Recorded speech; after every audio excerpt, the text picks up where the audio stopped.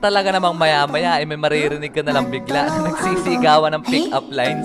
May mga nag-I love you-han pa nga gamit ng sign language na sila din na nag-imbento. Para nga sila mga ninja sa mga pinaggagawa nila na yon. Madami pa nga sila mga pinaggagawa nun. Habang ako ay parang kulangot lang dun sa ledgi kasi hindi ko kaya yung mga pinaggagawa nila. Feel ko kasi nun ay parang sobrang bata ako pa para magkajowa. Pero meron ako ng 2 tropa na kasama din sa mga nanliligaw dun sa taga-katapat namin na building. At simula nung napasagot na nila yung mga nililigawan nila sa kabilang building, ay dito na nagsimula yung mga hindi inaasahan na pangyayari. Oy Rio, single ka pa, di ba? Ha? Bakit? Ngiting may binabalak kayo ah. Di pre, baka gusto mo kasi magkajowa. Hehe. Kaya nga pre, may rereto kami sa'yo. Sira ulo, hindi naman ako nagpapahanap ng jowa. Yung naging GF kasi nung 2 kong tropa mga repa ay magkaibigan at meron pa silang isa pang kaibigan na babae at yun ang nirereto ng 2 kong tropa sa akin. Ano pre, gawin mo ng GF para pa magde-date ay magkakasama tayong 3. Kaya nga pre, ay pas ako dyan mga pre. Sinabogart na lang, total naman jowa na yung mga yon. Sira ulo, ikaw nga yung gusto. Wala pa talaga sa radar ko magka-jowa nun kaya tumanggi ako. At kung magkakaroon man ako ng first girlfriend ay yung crush ko ng mga panahon na yun ang gusto ko. At pagkatapos nun, ay biglang kumalat yung balita na nagkakagusto daw sa akin si Moana. Di niya tunay na pangalan. As in, kinabukasan, pagpasok ko ng classroom, ay biglang nagtingin na sa akin yung mga kaklase ko. Oy, Moana, nandito na si Rio. Ay.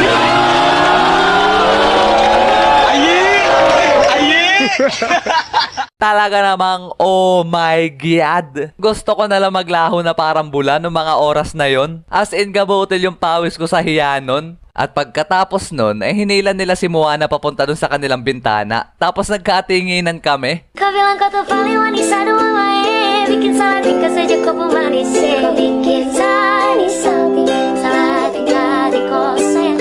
Kau bilang kau tuh paling wanita dua wae, bikin salah tingkah saja kau pemanis. Kau bikin salah tingkah di kau sayang. Kung madidescribe ko sa inyo mga repa si Moana, siya yung matatawag nyo na Black Beauty. Ang dahilan lang kung bakit ayoko siyang ligawan nun kasi meron na akong ibang gusto. Pero pagtingin ko sa kanya, no mga oras na yon, ay nakikiayi din siya sa amin dalawa ni Moana. Walang jo. At pagkatapos ng mga nangyari na yon, mas lalong kumalat yung balita tungkol sa amin dalawa ni Moana. Kaya yung katabing section ni na Moana ay nalaman din ata yung balita. At bakit ko nga ba naisama sa kwento yung katabing section ni na Moana kung maitatanong nyo mga repa? Ang masasabi ko lang dyan ay meron na namang hindi inaasahan na pangyayari. Kasi doon sa katabing section ni na Moana ay may umamin daw na meron din daw siyang crush sa akin. Aba nga naman, malupit. Yan ang gusto ko sa'yo kaya ayaw kita. Walang jo. Papirin pa nga ako dun sa mga nangyari nung madaling araw. Tapos meron na namang kumakalat na balita. At nung pagkatapos namin kumain ng lunch break, ay dumiretsyong punta na kami sa aming room. Tapos bigla kami sinalubong nung 2 kong tropa. Tapos sinabi nila sa akin na kinausap daw nung 2 GF nila kanina yung isang babae na nagkakagusto daw sa akin. Tapos pinagsabihan daw nila to.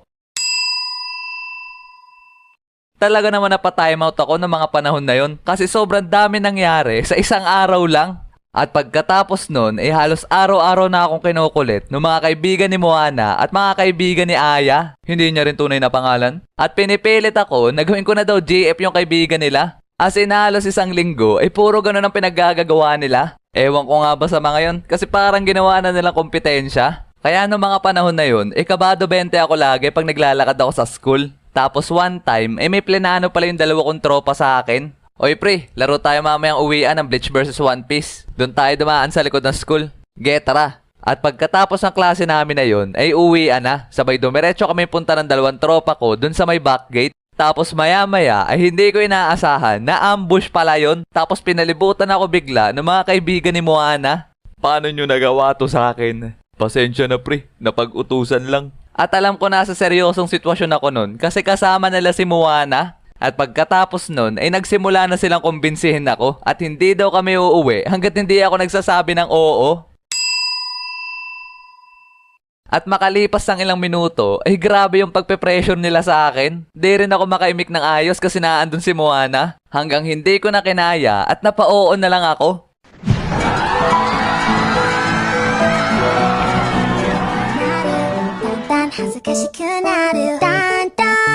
くなるだんだん嬉しくなる